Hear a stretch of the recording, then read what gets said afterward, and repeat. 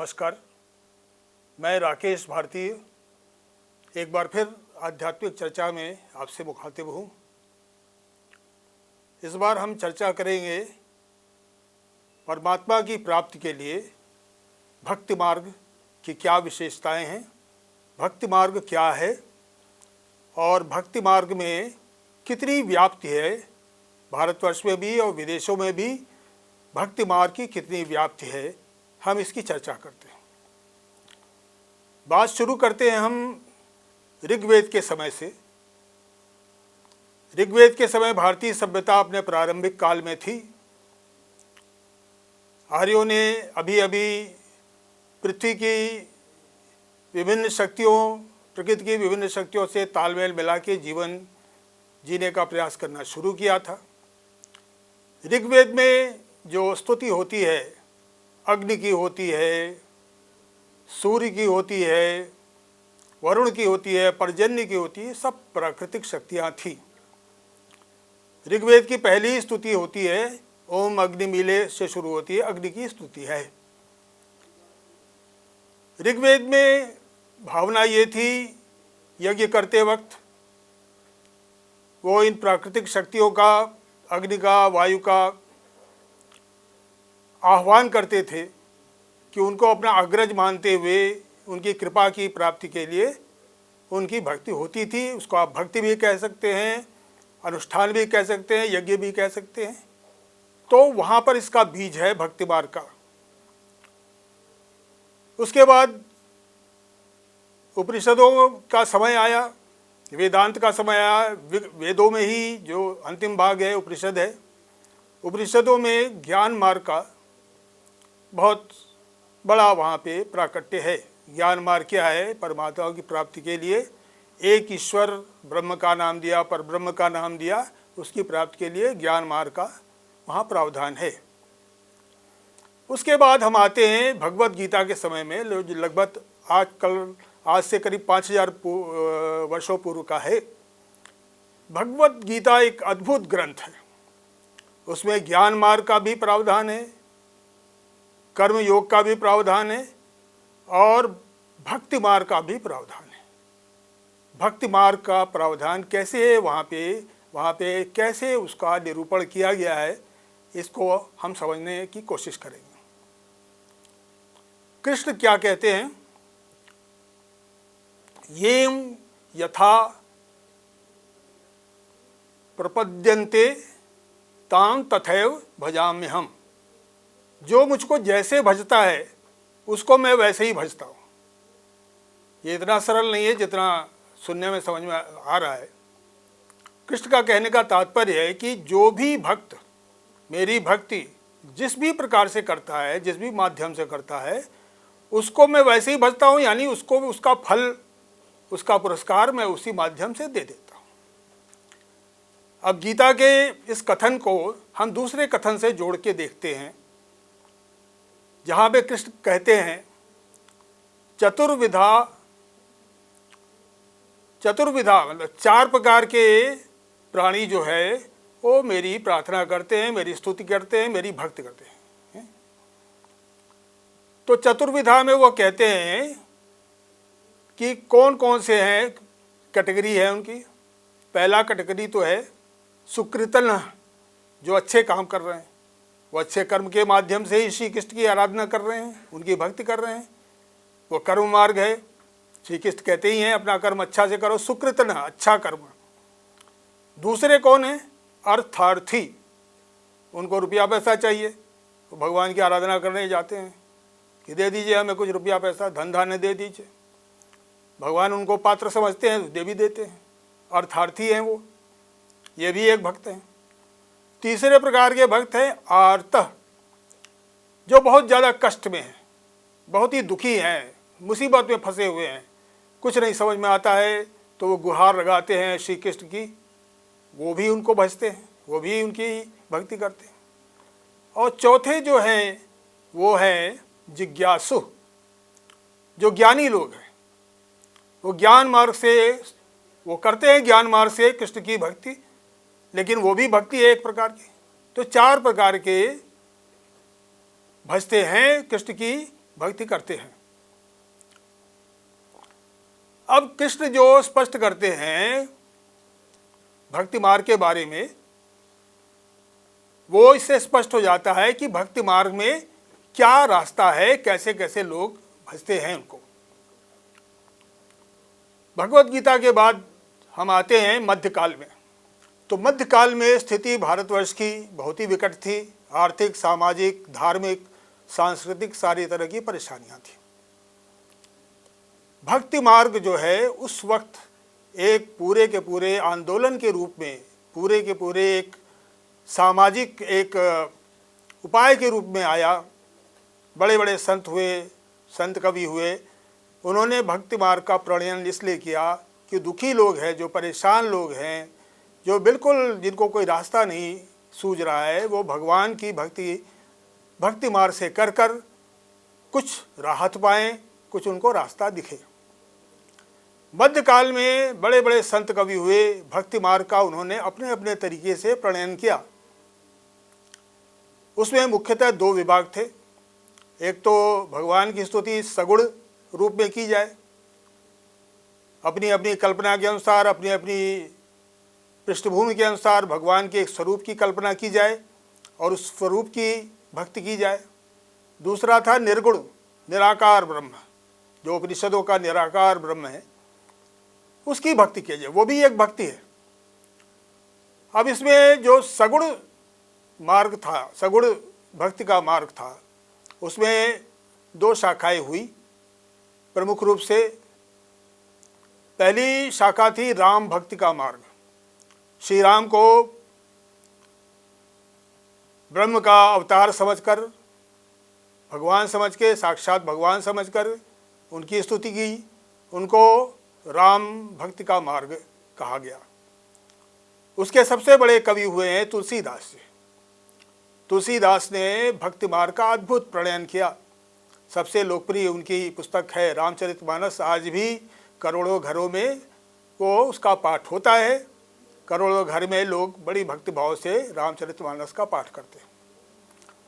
अब रामचरितमानस और तुलसी की कृति में क्या विशेष बात है? तुलसी कहते हैं, जाके प्रिय न राम वैदेही, तजिए ताहि कोटि वैरी सम, यद्यपि परम स्नेही। अगर आपका परम स्नेही भी हो, अगर वो राम का भक्त नहीं है तो उसका साथ करने की ज़रूरत नहीं है, क्योंकि तुलसीदास जी के लिए राम की भक्ति, राम ही प्रभु के अवतार हैं और राम ही भक्ति के मार्ग से आपका उद्धार कर सकते हैं।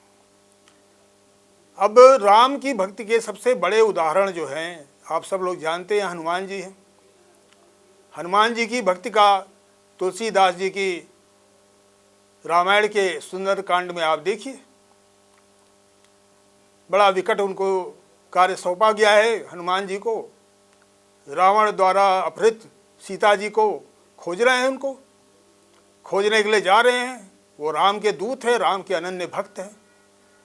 राम ने अगर काम उनको सौंपा है तो वही उनके लिए एकमात्र काम है और किसी में उनका ध्यान नहीं लगता। हनुमान जी जा रहे हैं, बहुत दूर जा रहे हैं, कितने योजनों को पार करके उनको लंका पहुंचना है, सीता जी को खोजना है। रास्ते में मैनाक पर्वत पड़ता है। मैनाक पर्वत उनसे आग्रह करता है कि आप इतनी दूर से आ रहे हैं, इतना दूर आपको जाना है, तो आप हमारे ऊपर थोड़ा विश्राम कर लीजिए पर्वत पे। हनुमान जी क्या कहते हैं? हनुमान जी कहते हैं, राम काज कीन्हे बिना मोहि कहाँ विश्राम। राम जी का काम किए बिना तो मुझे विश्राम करना ही नहीं। ये है अनन्य भक्ति का, राम भक्ति का एक अद्भुत उदाहरण। दूसरी शाखा जो भगवान के सगुण स्वरूप की भक्ति का है, वो है कृष्ण भक्ति। कृष्ण भक्ति की बड़े बड़े संत कवि हुए, उसमें से दो प्रमुख नाम मैं लेना चाहूँगा। एक तो सूरदास जी। सूरदास जी नेत्रहीन थे जन्म से, भक्ति इतनी प्रगाढ़ थी उनकी कृष्ण में, वो कृष्ण के मुख्यतः बाल स्वरूप की भक्ति किए हैं और एक से बढ़कर एक उन्होंने पद किए, अद्भुत। आज भी उनका पारायण किया जाता है। दूसरी अनन्य भक्त थी मीराबाई, राजकुमारी थी, लेकिन कृष्ण भक्ति में लीन हो गई, उसके सिवा उनको कुछ दिखाई नहीं दिया। उनकी भक्ति का ये उदाहरण है कि वो एक बार वृंदावन गई। वृंदावन में एक बड़े भारी संत थे कृष्ण के भक्त, उनको पता चला वो मिलना चाहती थी, तो मिलने के लिए संदेश भेजा उन्होंने। तो उन संत ने उनको जवाब भिजवाया कि मैं स्त्रियों से नहीं मिलता। अब मीराबाई ने जो वापस जवाब भेजा उसमें देखिए उनकी भक्ति का स्तर देखिए। मीराबाई ने जो जवाब भेजा उसमें उन्होंने कहा, वृंदावन में कृष्ण के अलावा पुरुष कौन है। इतनी विकट भक्ति, इतने उच्च स्तर की भक्ति थी। पुरुष उनको सिर्फ कृष्ण ही दिखते थे और कोई नहीं दिखता था। अब भगवान की भक्ति जब करते हैं तो उसमें कई भावों से हम करते हैं, कोई भाव प्रमुख होता है। भक्ति मार्ग में भाव प्रमुख होता है। एक भाव होता है पति भाव, जैसा मीराबाई, मेरो तो गिरधर गोपाल दूसरों न कोई। उनको गिरधर गोपाल अपने पति दिखते हैं और कोई दिखता ही नहीं, ये पति भाव हुआ। दूसरा हुआ सखा भाव। सखा भाव भी बड़ा अनन्य भाव है भक्ति करने के लिए। सखा भाव में भगवान को अपना सखा मान लेते हैं, कृष्ण जी को सखा मान लेते हैं। अब इसका उदाहरण एक बड़े भारी संत कवि हुए हैं रसखान। रसखान क्या कहते हैं? रसखान वर्णन करते हैं कि जो ग्वालों की लड़कियां हैं वो कृष्ण को अपना सखा मानती हैं। अब कृष्ण को छाछ पीनी है, उनको छाछ बहुत प्रिय है, तो कहते हैं कि जिसको शेषनाग महेश बड़े बड़े देवता पूजते हैं, उन श्री कृष्ण को ताही अहीर की छोहरियाँ छछिया भर छाछ पे नाच नचावे। उनको अपना सखा मानते हुए अहीरों की जो छोकरियां हैं उनको कह रही हैं वो नाचो, तुमको ही नहीं छाछ मिलेगा। ये सखा भाव है भक्ति का। उन भोली भाली ग्वाल बालिकाओं को कृष्ण अपने सखा दिखते हैं, वो सखाई मान के उनकी भक्ति करते हैं। तीसरा भाव होता है दास भाव। सर्वस्व मानते हैं, अपने को उनका दास मानते हैं, वो दास भाव से होता है। तो भक्ति के भाव के अलग अलग स्वरूप है। भक्ति मार्ग में बहुत सारी विविधता है, लक्ष्य एक ही है, हमें भगवान के साथ रहना है, भगवान का सामीप्य पाना है, भगवान से एकाकार हो जाना है। अब एक निर्गुण भक्ति भी होती है। लोग कहेंगे भाई निर्गुण भक्ति क्या होती है? निर्गुण भक्ति में तो आप किसी स्वरूप की कल्पना ही नहीं करते हैं, परब्रह्म को आप बिल्कुल निर्गुण भाव में, निराकार भाव में देखते हैं। ये भक्ति हुई थोड़ी है, ये हुई नहीं भक्ति, लेकिन इसमें ही भक्ति है। इसके सबसे बड़े उदाहरण निर्गुण भक्ति के हैं संत कबीर, अद्भुत संत कबीर। अब उनके पदों से ही हम समझेंगे कि निर्गुण भक्ति क्या होती है। बड़े मनोरंजक अंदाज में कहते हैं कबीर, मैं तो कूता राम का मोतिया मेरा नाव, गले राम की जेवड़ी जित खैचे तित जाऊं। वो कहते हैं मैं तो राम का कुत्ता हूँ, नाम मेरा मोती है। बड़े मजाकिया अंदाज में कहते हैं। और राम की जो जंजीर है वो मेरे गले में पड़ी हुई है, वो जिधर ले जाना चाहते हैं उधर हम जाते हैं। इसमें बहुत गूढ़ जो है संदेश निहित है। यहाँ पे राम दशरथ के पुत्र राम नहीं है, ये राम निराकार ब्रह्म है। तो कबीर के कहने का तात्पर्य ये है कि राम के अलावा, यानी ब्रह्म के अलावा जिस भी नाम से आप उनको पूजिए, राम के नाम से, कृष्ण के नाम से, जिस नाम से पूजिए, उसके अलावा कुछ है ही नहीं दुनिया में। वही इस जग के नियंता हैं, यही उपनिषदों का भी संदेश है। और वो जो चाह रहे हैं वो हो रहा है, मेरे साथ भी हो रहा है, औरों के साथ भी हो रहा है। तो ये कृष्ण भक्ति का, राम भक्ति का, सारी भक्ति का जो लक्ष्य एक ही है कि भगवान के साथ हम एकाकार हो जाएं, हम मान लें कि हम उन्हीं के अंश हैं और वो हमारे अंदर ही अवस्थित है। कबीर के निर्गुण भक्ति के एक से एक पद जो है हमारे सामने है, जो इस देश का बच्चा बच्चा जानता है। अब अगर हम राम और कृष्ण की भक्ति की जो ये चली लहर, अगर हम ये सोचें कि ये सिर्फ उत्तर भारत तक सीमित थी, ऐसा बिल्कुल नहीं है, ऐसा बिल्कुल नहीं है। ये पूरे भारतवर्ष में और उसके आगे भी हम इस बात पे चर्चा करते हैं। केरल में एक बहुत प्रसिद्ध कृष्ण का मंदिर है, गुरुवायूर मंदिर, जगत प्रसिद्ध है गुरुवायूर मंदिर। तो वहाँ एक भक्त होते थे, नारायण भट्टतिरी, नारायण भट्टतिरी नाम होता था उनका। तो उनको क्या हो गया, उनको लकवा हो गया, पक्षाघात हो गया। तो उन्होंने अपने घर वालों से कहा कि मुझे गुरुवायूर के मंदिर ले चलो। गुरुवायूर के मंदिर में अवस्थित हो गए वो, और वहाँ पे उन्होंने एक काव्य लिखा, नारायणीयम। वो कृष्ण भक्ति का अद्भुत काव्य है। वो भगवान कृष्ण के स्वरूप का, जो भागवत में स्वरूप है, वैसा ही स्वरूप का वर्णन करते हैं कविता में, और प्रार्थना भी करते हैं अपने कष्ट से छुटकारे के लिए। आज भी उसको बहुत लोग पढ़ते हैं, बहुत लोग सुनते हैं। अद्भुत कवि। अब केरल से हम चलते हैं तमिलनाडु की तरफ। तमिलनाडु में एक अद्भुत संत कवि हुए हैं त्यागराज। बच्चा बच्चा जानता है उनको, इतने ज़्यादा उन्होंने राम की भक्ति में पद लिखे हैं। एक बहुत प्रसिद्ध उनका पद है, श्री रंगपुर विहारा जय को दंड करुणावतार श्री रंगपुर विहारा। आज भी वो गाया जाता है, अद्भुत रूप से गाया जाता है। श्री राम की भक्ति से सराबोर हो जाते हैं लोग।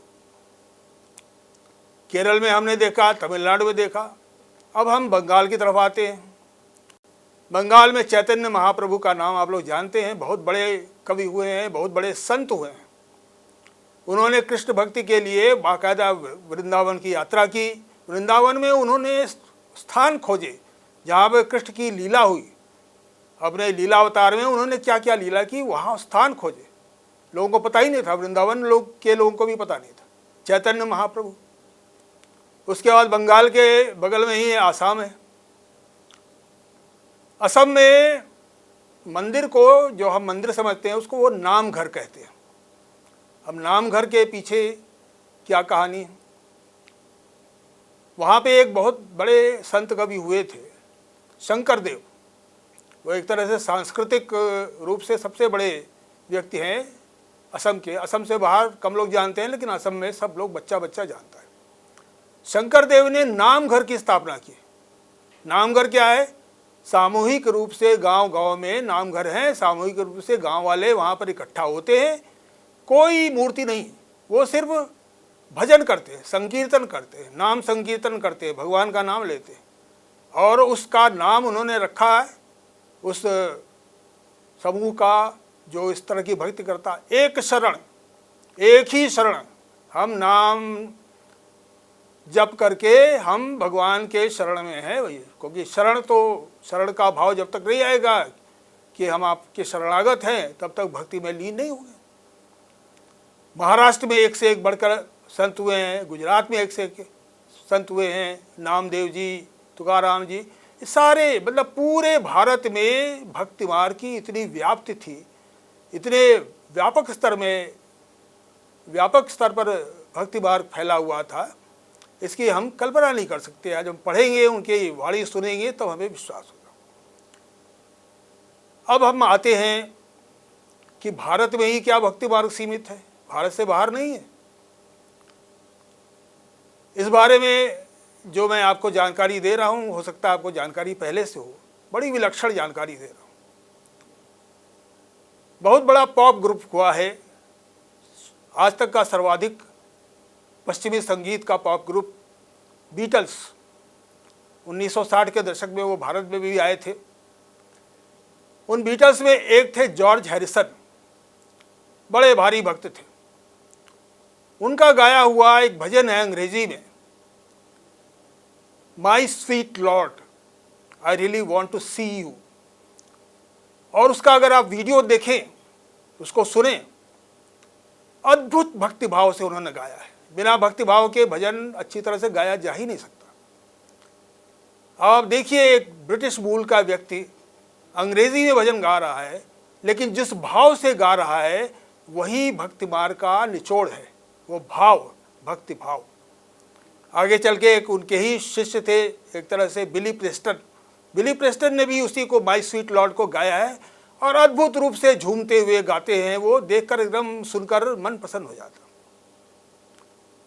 एक और भक्त हैं कृष्णादास, नाम उनका कुछ और होगा।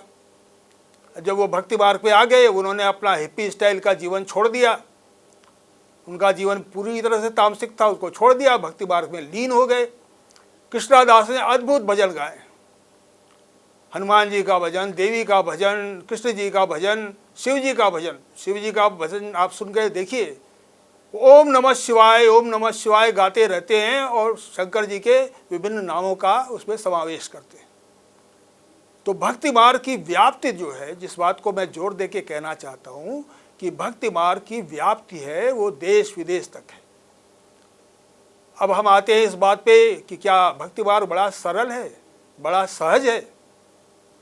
नहीं, ये इतना सरल सहज नहीं है जितना लगता है कि हम भगवान की मूर्ति के सामने बैठ गए, भजन गा लिए, भक्ति हो गई और तुरंत हमको उसका फल मिल जाएगा। इतना सहज नहीं है। क्यों सहज नहीं है? इसको हम कबीर की वाणी में समझने का प्रयास करते हैं। कबीर क्या कहते हैं? कामी क्रोधी लालची इनसे भक्ति न होए। ये कामी लोग जो है ना, दुनिया भर की चीजें उनको चाहिए, ये चाहिए, वो चाहिए, इनसे भक्ति नहीं हो सकती। क्रोधी हैं, अपने ऊपर नियंत्रण नहीं है, इनसे भी नहीं हो सकती। और लालची लोग जो हैं, जो सिवाय लालच के और कुछ दिमाग में कोई भाव आता ही नहीं है, दिल में भाव आता ही नहीं, उनसे भी भक्ति नहीं होती। अब दूसरी पंक्ति में भक्ति मार्ग का निचोड़ है।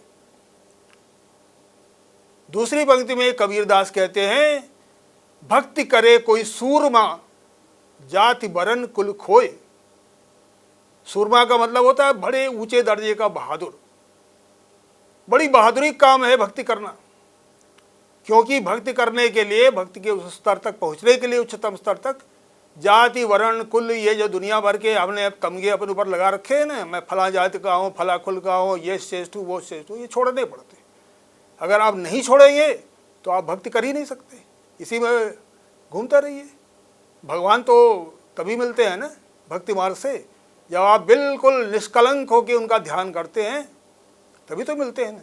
जब आप इतने सारे अपने ऊपर तमगे ला रखे, इतना बोझा रखे, तो भगवान को क्या भजेंगे आप? उसी में दिमाग रहेगा। तो कबीरदास जो उसको बड़ी स्पष्टता से समझाते हैं, निराकार ब्रह्म की भक्ति करते हुए भी, कि भक्ति मार्ग वास्तव में क्या है।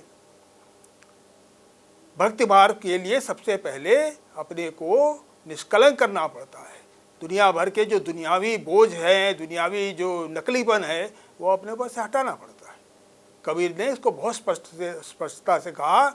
और हनुमान जी के उदाहरण से हम जानते हैं कि उनका कोई स्वार्थ नहीं है, वो प्रभु का काम कर रहे हैं, उनका अपना कोई स्वार्थ है ही नहीं। निस्वार्थ, निष्कलंक, ये है भक्ति मार्ग का चरम। अब भक्ति मार्ग में आगे बढ़ने के लिए हम क्या करें? भक्ति कोई भी कर सकता है, देश में विदेश में भक्ति मार्ग सबके लिए खुला हुआ है। लेकिन भक्ति मार्ग के लिए पात्र होने के लिए हमें अपने आप को, अंतर्मन को, बाहरी नहीं कि अब फला चोला पहन लिए, ढका चोला पढ़ दिए, ये नहीं। कोई गेरुआ वस्त्र पहन ले तो भक्त नहीं हो जाता। कबीरदास का ही एक बड़ा ही सारगर्भित पद है, मन न रंगाए जोगी रंगाए लियो कपड़ा। अरे भाई, कपड़ा रंग के तुम जोगी बन गए, मन तो तुम्हारा रंगा ही नहीं भक्ति में, तो तुम क्या करोगे भक्ति? तो भक्ति मार्ग में आगे चलने के लिए सबसे पहले मन को साफ रखना पड़ता है, मन को अपने शुद्ध रखना पड़ता है। सच्चे मन से भगवान की भक्ति करनी होती है। यही भक्ति मार्ग का निचोड़ है। मीराबाई का उदाहरण, इतना बड़ा उदाहरण, जब एक बार भक्ति मार्ग में लीन हो गई, वो भूल गई कि वो राजकुमारी हैं, वो क्या हैं, बड़े कुल की हैं, कुछ नहीं है। उनको सिवाय कृष्ण के और कुछ दिखता ही नहीं, समझे। तो ये भक्ति मार्ग का जो भाव है, इसमें भाव प्रमुख है। और भारतवर्ष इस मामले में बहुत सौभाग्यशाली है, भारतवासी इस मामले में बहुत सौभाग्यशाली हैं कि भक्ति मार्ग में आपको प्रवृत्त करने के लिए एक से बढ़कर एक मंदिर, बड़े जागृत मंदिर, गुरुवायूर का मंदिर है, केरल का, तमिलनाडु का मंदिर है, शिव का मंदिर, तंजौर में विष्णु जी का मंदिर है, श्रीरंगम में एक से एक मंदिर है। वहाँ पर कभी आप जाके देखिए, वातावरण, उसमें वातावरण है, वृद्ध लोग 80 बरस, 90 बरस, 100 बरस के आके वहाँ पर विष्णु सहस्त्रनाम का पाठ करते हुए मैंने अपनी आंखों से देखा श्रीरंगम के मंदिर में। तो भक्ति भाव में न उम्र की कोई सीमा है, न देश काल की कोई सीमा है, न देशी है न विदेशी है। भक्ति मार्ग में प्रवृत्त होने के लिए जो भाव है, भाव सच्चा होना चाहिए। और प्रभु उन्हीं को मिलते हैं जो जिनकी आराधना, जो उनकी आराधना करते हैं प्रभु की निष्कलंक भाव से, निस्वार्थ भाव से। स्वार्थ भाव से करेंगे तो भी प्रभु कृपालु होकर कुछ दे देंगे, ऐसी बात नहीं है। लेकिन निस्वार्थ भाव तो कहेंगे सच्चे मायनों में जो प्रभु से एकाकार होना, भूल जाना कि हम अलग हैं, प्रभु अलग हैं, एकाकार हो जाना, वो निस्वार्थ भाव से ही समझें। तो भक्ति मार्ग बहुत सरल मार्ग है और साथ ही बड़ा कठिन भी मार्ग है, क्योंकि इसके लिए, इसका पात्र बनने के लिए आपको अपने बहुत सारे जो दुनियावी प्रपंच हैं उसको छोड़ने पड़ते हैं, अपनी भावना शुद्ध करनी पड़ती है, अपना अंतर मन शुद्ध करना पड़ता है, और तभी आप प्रभु को गुहार लगाते हैं, प्रभु आपको मिलते हैं। आज नहीं कल मिलते हैं, कभी न कभी मिलते ही मिलते हैं। हम इस चर्चा को यही विराम देते हैं। आगे फिर हम आध्यात्मिक चर्चा में आपके साथ होंगे। नमस्कार।